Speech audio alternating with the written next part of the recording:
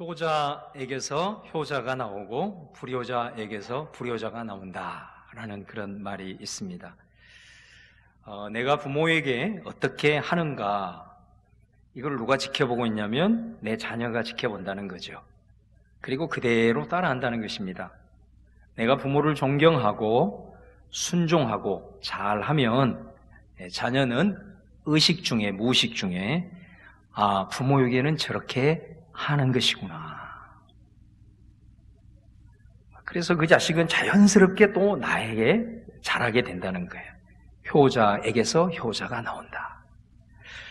근데 내가 부모를 무시하고 함부로 대하면 그것을 보고 있는 자녀는 부모에게는 저렇게 대하는 모양이구나. 자연스럽게 자식은 내 말을 듣지 않고 커서 내게 함부로 대하게 된다라는 것입니다. 불효자에게서 불효자가 나온다. 여러분, 오늘 우리 말씀을 듣는 우리 모두 거의 대다수는 부모님을 모시고 계시고 또 아래로는 자녀들이 있는 분들이 아마 대다수입니다. 오늘 특별히 어버이 주일을 맞이해서 오늘 하나님께서 우리에게 주신 에베소서 6장 1절에서 3절 말씀으로 세 가지의 하나님의 말씀을 교훈으로 여러분과 나누고 싶습니다. 그 첫 번째는 뭐냐면 우리가 부모님을 잘 모시고 효도하면 내가 복을 받는다는 사실입니다. 오늘 에베소서 6장 2절 말씀에 내 아버지와 어머니를 공경하라. 이것은 약속이 있는 첫 계명이니 그렇게 말씀합니다. 부모 공경이 약속이 있는 첫 계명이다라는 것입니다. 10계명을 말하는 거죠. 그러니까 10계명에서 첫 계명은 여러분 뭡니까? 나 외에 다른 신을 내게 두지 말라. 이게 10계명의 첫 계명이에요. 그런데 약속이 있는 첫 계명은 부모 공경 계명이라는 거예요. 그럼 여기서 말하는 약속은 뭘까요? 그거는 축복의 약속입니다. 하나님이 10가지 계명을 주면서 이 계명을 준수하면 내가 너에게 약속하는데 그 약속이 뭐냐면 반드시 축복하신다라는 축복의 약속이 있는 첫 번째 계명이다라는 거죠. 그럼 그 축복의 약속은 뭐냐? 오늘 6장 3절 말씀에 이로써 내가 잘 되고 땅에서 장수하리라. 이게 축복의 약속입니다. 하나님의 약속입니다. 하나님께서는 성품이 신실하신 분이기 때문에 그가 하시는 약속은 반드시 이루시는 줄로 믿습니다. 그래서 땅에서 잘 된다는 거예요. 그리고 장수한다는 것은 그냥 단순히 오래 산다는 게 아니고 이게 건강의 축복입니다. 성경에 보면은 다양한 복들이 있습니다, 여러분. 그리고 그 복을 누릴 수 있는 길도 성경에 보면은 아주 다양합니다. 그러나 특별히 땅에서 잘 되는, 땅에서 형통한 이 복은요, 하나님께서 구약 성경을 통해서 너무나도 명시적으로 분명하게 세 가지를 말씀을 하고 있습니다. 그 첫 번째가 뭐냐면 11조 생활입니다. 이 11조라고 하는 것은 뭐냐면 하나님의 주권을 인정하는 겁니다. 하나님이 내 삶을 다스리시고 내가 살아가는 모든 삶의 주관자가 되신다. 그래서 내가 먹고 마시고 내가 얻는 이 모든 것들이 다 하나님으로부터 나옵니다 라고 하는 것을 신앙으로 고백하는 것이 뭐냐면 11조입니다. 그래서 하나님께서는 말라기 3장에 이것을 통해서 나 여호와를 시험해라 그렇게 말해요. 네가 하나님의 주권을 인정할 때에 내가 너를 돌보지 않은지, 내가 너를 지키지 않은지, 내가 너를 번성하게 하지 않은지 한번 나 여호와를 시험해봐라. 이렇게까지 분명하게 말씀을 하고 있는 거지요. 그 다음에 두 번째는 뭐냐면 너무나도 분명하게 하나님께서 이 땅에서 잘 되는 복에 대한 약속이 뭐냐면 구제입니다.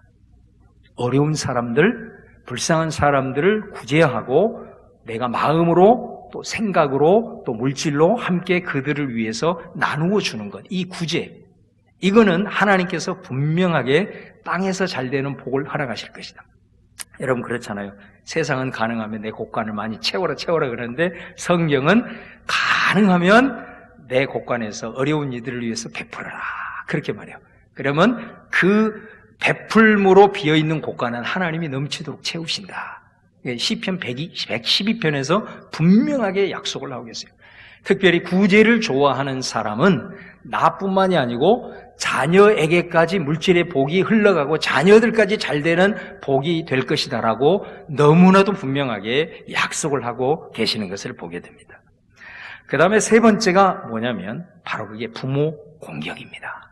부모 공경. 그래서 십계명의 출애굽기 20장 그리고 신명기 5장에 보면 바로 부모를 공경하게 될 때에 네가 땅에서 잘되고 건강하게 되는 하나님의 축복이 있을 것이다라고 분명하게 명시적으로 언급하고 있는 것을 보게 되지요. 여러분, 우리는 하나님을 믿는 신앙인입니다.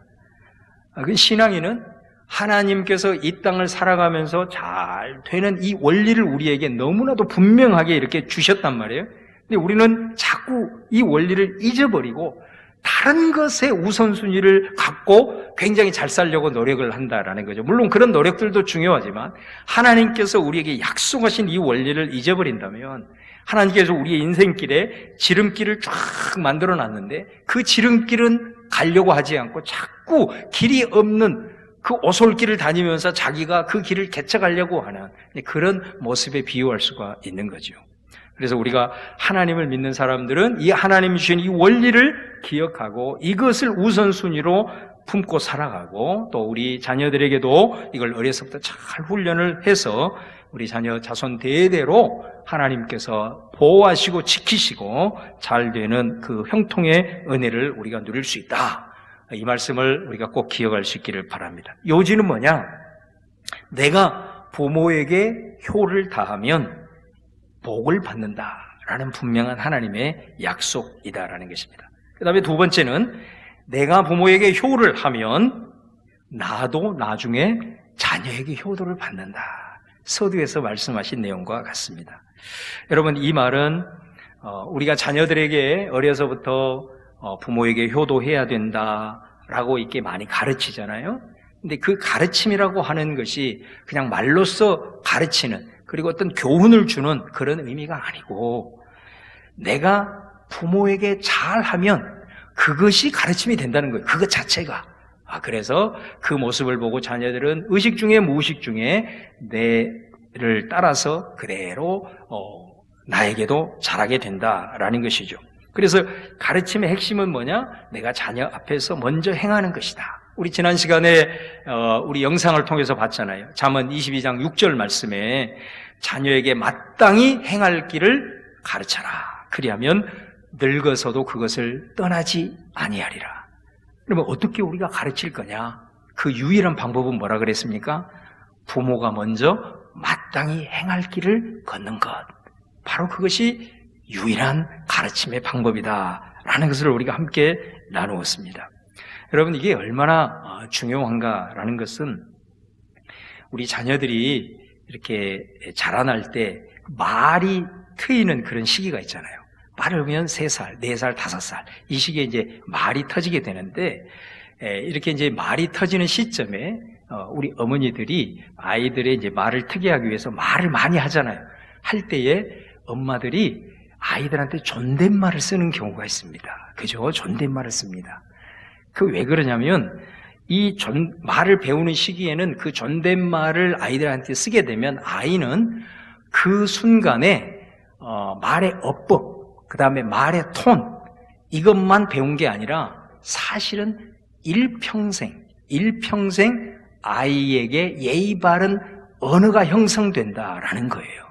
그렇기 때문에 이 아이에게 이 시기에 존댓말을 쓰는 것은 아주 중요한 교육이라는 것입니다. 그래서 아이들은 그대로 따라합니다. 근데 우리가 존댓말을 쓰지 않고 아이한테 그냥 해라 이렇게 반말을 하게 되면 아이들이 그때는 분별을 못하기 때문에 아무에게나 반말하잖아요. 어른들한테도 막 반말을 하잖아요. 그러면 우리는 아이고 철없는 것 하면서 웃고 넘어가는데 단순히 그런 정도가 아니라는 거예요.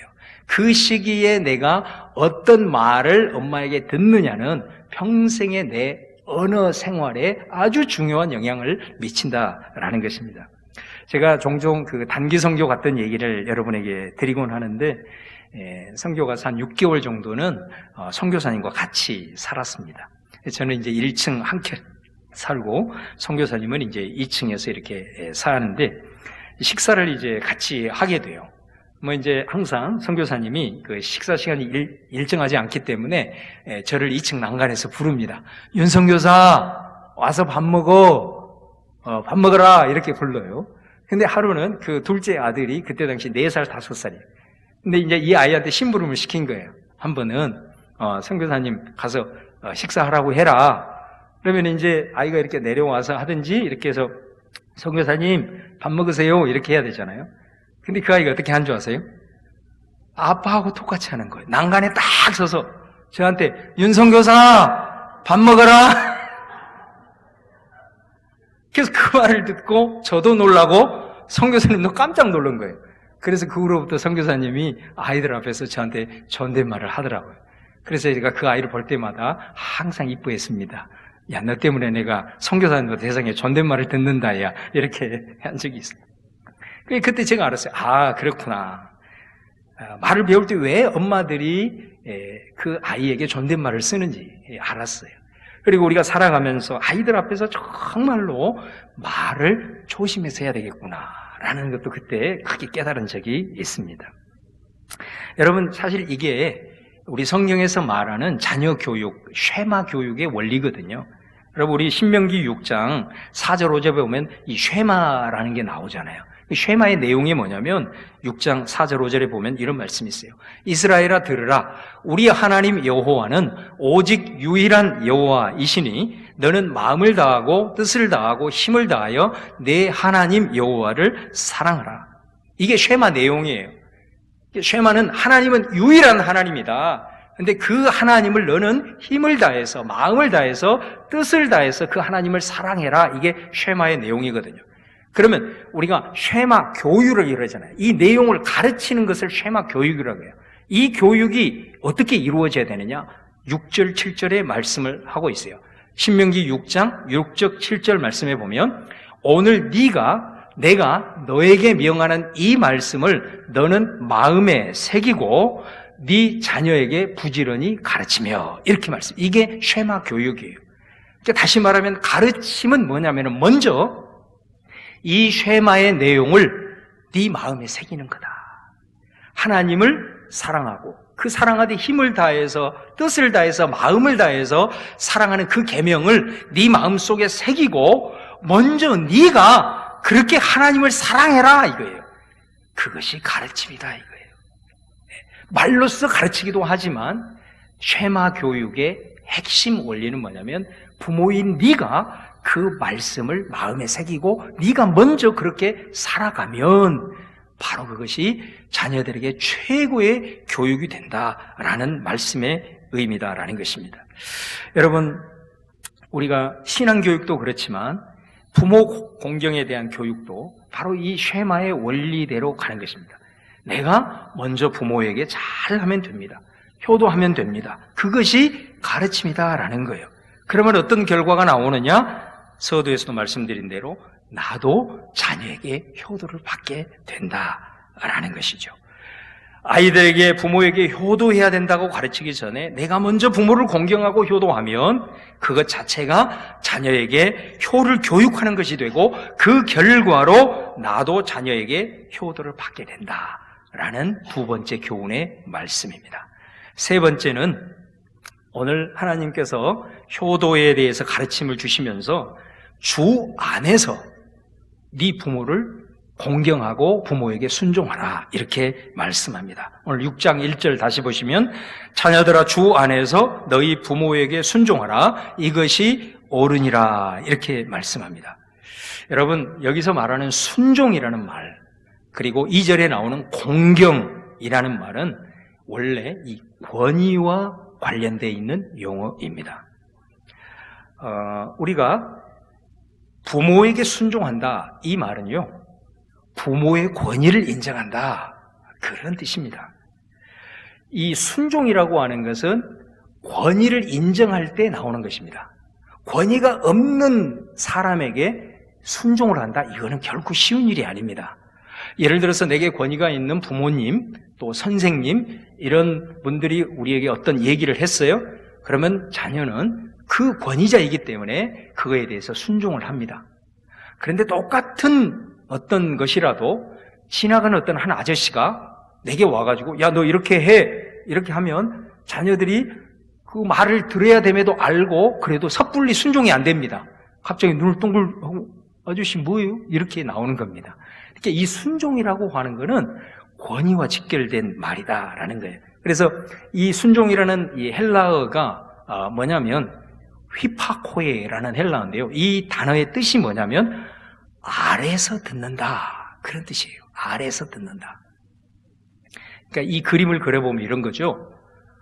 옛날에 주인이 있고 종이 있었잖아요. 그러면 주인이 얘기를 할 때는 아주 중요한 말일수록 종이 어떻게 됩니까? 그 자세가 항상 낮은 자세로 듣죠.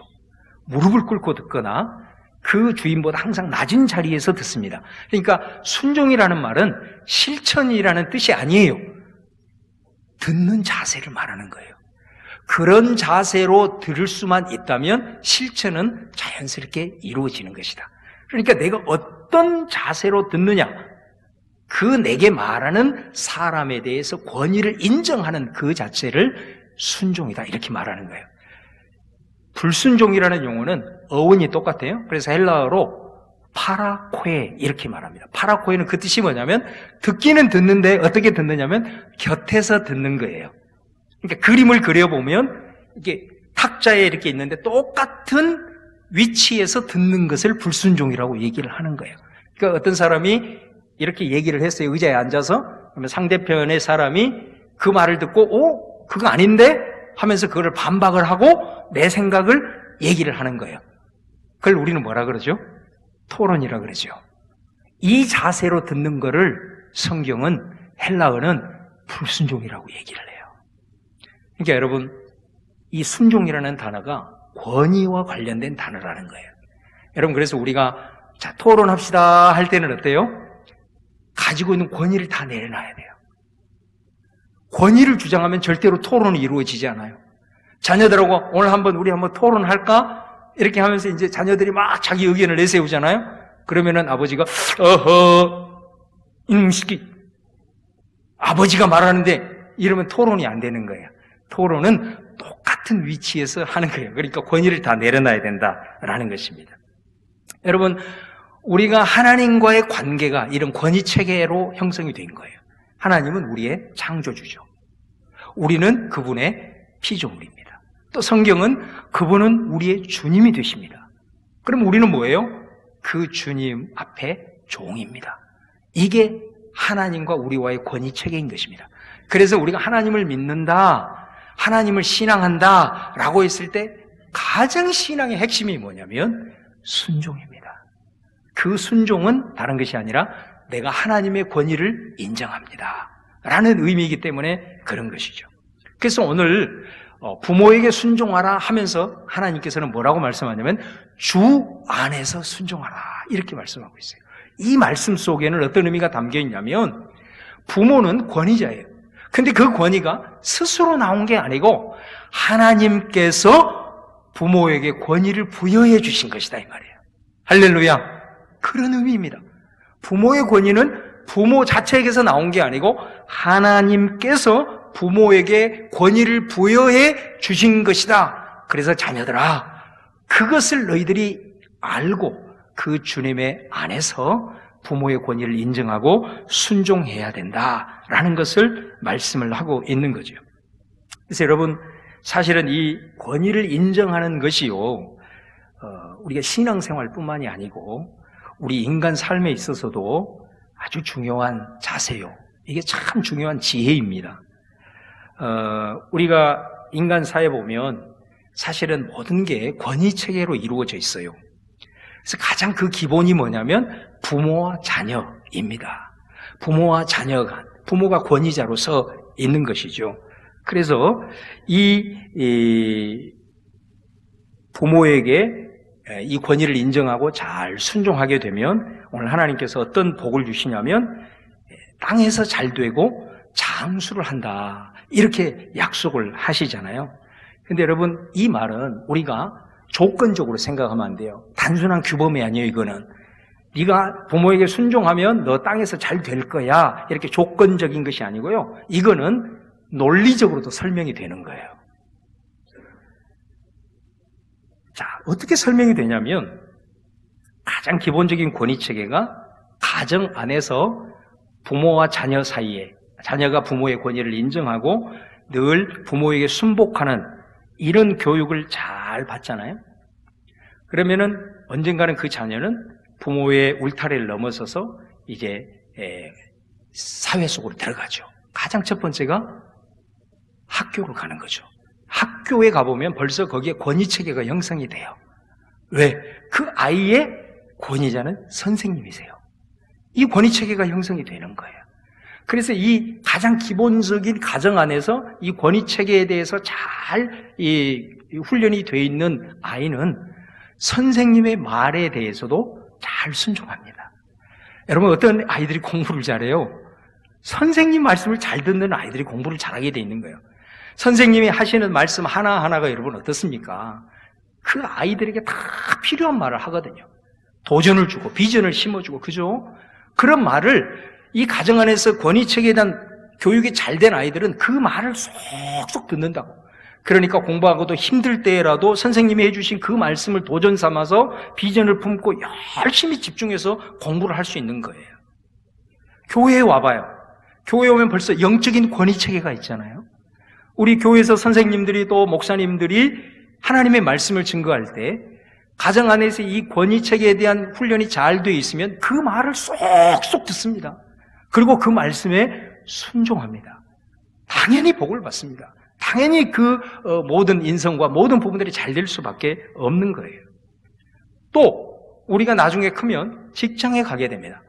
직장에 가면 좋든 싫든 간에 상사와의 권위체계가 형성이 됩니다. 그래서 이 권위체계는 내가 이 세상에 태어나는 순간 무덤에 갈 때까지 절대로 여기에서 벗어날 이유는 없습니다. 그렇기 때문에 가정 안에서 이 권위체계에 대한 잘 훈련이 되면 어떤 일이 일어나느냐면 세상에 가서도 그 조직사회 속에서도 권위체계에 대해서 적응을 잘합니다. 근데 아무리 자기가 재능이 많고 지식이 뛰어나고 탁월한 능력을 가져도 이 권위체계에 대해서 적응을 못한 사람은 절대로 잘 될 수가 없습니다. 우리 인생을 살아보신 어르신들은 이 말이 무슨 말인지 알잖아요. 아무리 탁월하고 재능이 있어도 이 권위체계에 대한 이 부분에 적응을 못한 사람은 절대로 잘 될 수가 없습니다. 그렇기 때문에 여러분, 왜 하나님께서는 주 안에서 부모에게 순종하는 자에게 네가 땅에서 잘되고 형통하느냐 이 복을 말씀한 이유가 이렇게 논리적으로 설명이 가능한 것입니다. 그래서 가정 안에서 이 부분에 대한 훈련과 교육이 이루어지는 자는 어디를 가서든지 그 부분에 대한 놀라운 적응력을 보이기 때문에 그런 것이다 라는 거죠. 그래서 여러분, 오늘 하나님께서 우리에게 주신, 자녀들에게 주신 말씀, 주 안에서 하나님께서 부여해 주신 그 부모의 권위를 인정하고 순복하는 이 모습이 우리의 평생의 삶에 너무너무나도 중요한 지침과 같은 말씀이다라는 것을 꼭 기억을 해야 되지요. 자, 그 다음에 마지막으로 이 주 안에서라는 말이 자녀들에게 있어서는 부모의 권위를 인정하라는 메시지지만 또 부모님들에게도 주시는 메시지가 이 안에 담겨 있어요. 그거는 뭐냐면 부모님들이 꼭 기억해야 됩니다. 주 안에서라는 말을. 그게 어떤 의미냐면 부모로서의 권위는 내게서 나온 것이 아니에요. 이거는 하나님께서 세워주신 권위인 거예요. 그래서 부모님들은 그 권위를 행사할 때에 반드시 주님 안에서 하셔야 됩니다. 다시 말하면 주님의 뜻 안에서 권위를 행사해야 된다라는 메시지가 있는 것입니다. 여러분, 우리 시대에 많은 갈등 요인이 있습니다. 근데 가장 큰 갈등은 기성세대와 다음 세대 사이의 불통입니다. 이게 지금 우리 사회의 가장 큰 지금 갈등의 요새잖아요. 그래서 요즘 우스갯소리로 우리 젊은이들이 커피를 굉장히 좋아하잖아요. 근데 커피 중에 아주 싫어하는 커피가 있는데 그 커피가 라떼 커피를 싫어한다는 거예요. 왜 그러냐면은 부모님들이 젊은 세대들과 얘기를 할 때 항상 쓰는 말이 라떼는 말이야, 라떼는 말이야. 무슨 젊은이들이 말 한마디 하면 쓸데없는 소리 하지 마. 나 때는 다 그랬어. 나 때는 그랬어. 그래서 이 아이들이 이 커피는 좋아하는데 라떼 커피는 그렇게 싫어한답니다. 여러분, 우리나라는 특별히 이 충효를 강조하잖아요. 성경에도 효도를 굉장히 강조하지만 유교적인 문화 전통에 있는 우리나라는 특별히 효를 강조를 해요. 근데 여러분, 유학에서 말하는 효, 예를 들어 사서 삼경 같은 책을 여러분 주의 깊게 읽어보면 거기에서 강조하는 포인트가 뭐냐면요, 다움이에요. 다움. 여러분, 이게 뭐냐면 임금은 임금다워야 하고 부모는 부모다워야 하고. 무슨 말인지 아시겠죠? 이거를 강조해요.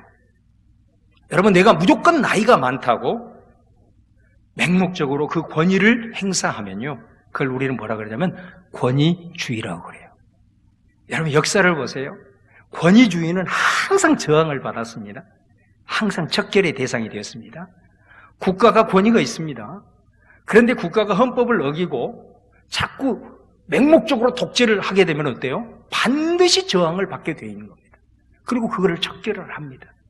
부모가 권위를 행사할 때에 주옥 안에서, 주님의 뜻 안에서 행사를 하지 아니하면 우리도 저항을 받을 수밖에 없다라는 거예요. 이걸 우리가 꼭 기억을 해야 된다라는 것입니다. 여러분, 2015년에 우리 국내에서 개봉된 영화 중에 당시 직장인들에게 아주 폭발적인 공감을 일으켰던 영화 한 편이 있습니다.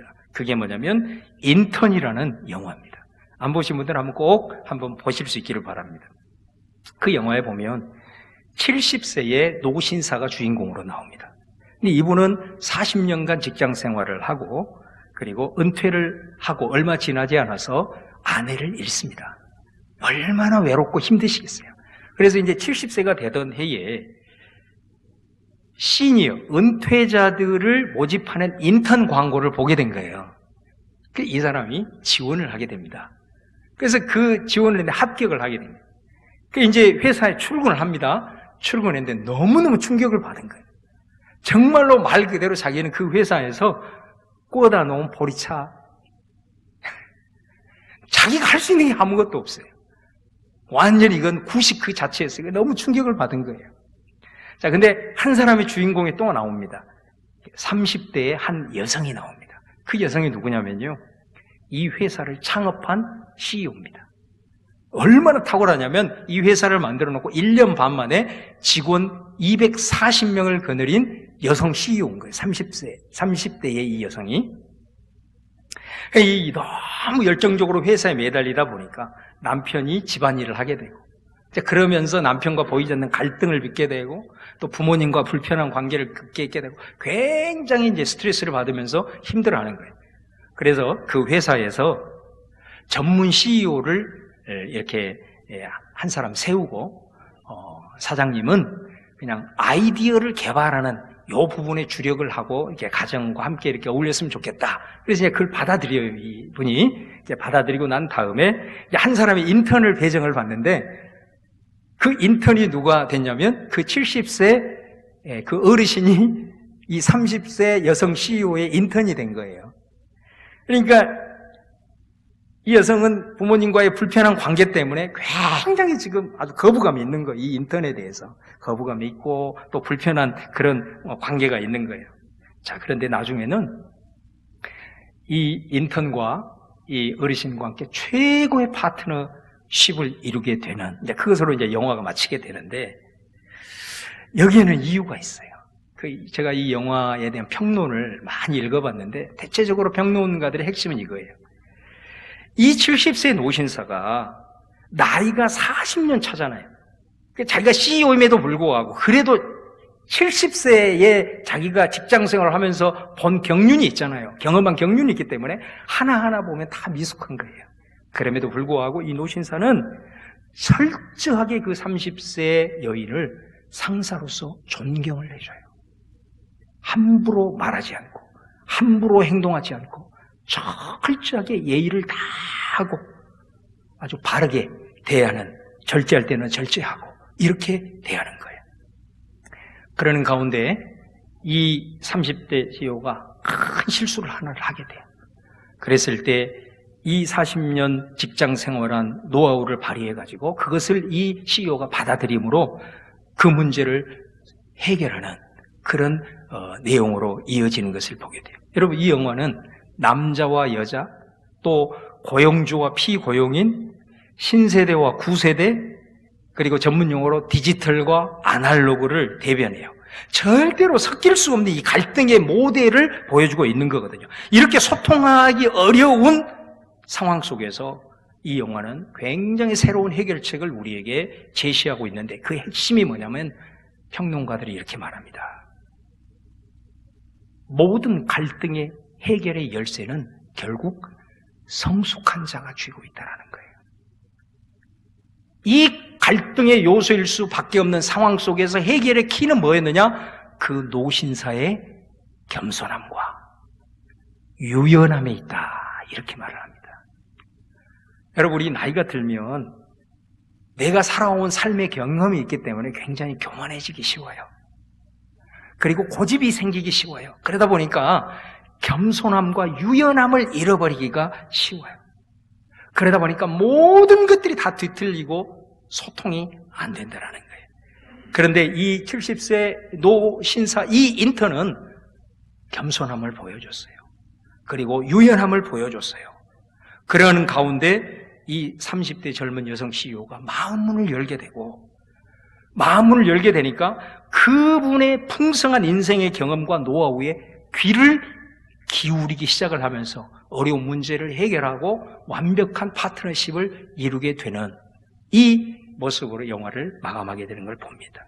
여러분, 오늘 이 주 안에서 이 말씀 속에 자녀들이 새겨들어야 될 말씀, 그리고 부모님들이 새겨드려야 될 이 말씀을 우리가 함께 하고 또 더 나아가서 우리 교회 공동체 가운데 다양한 세대들이 함께 어우러 있는 가운데 우리가 함께 이 부분을 잘 기억하고 정말로 이 가정의 달, 또 우리 가정뿐만 아니라 우리들의 삶 속에서 또 우리 자녀들 속에서 하나님 주신 이 축복의 약속을 받으며 누리며 살아가는 우리 성민의 가족들 다 되시기를 주님의 이름으로 축원합니다. 네, 기도하겠습니다.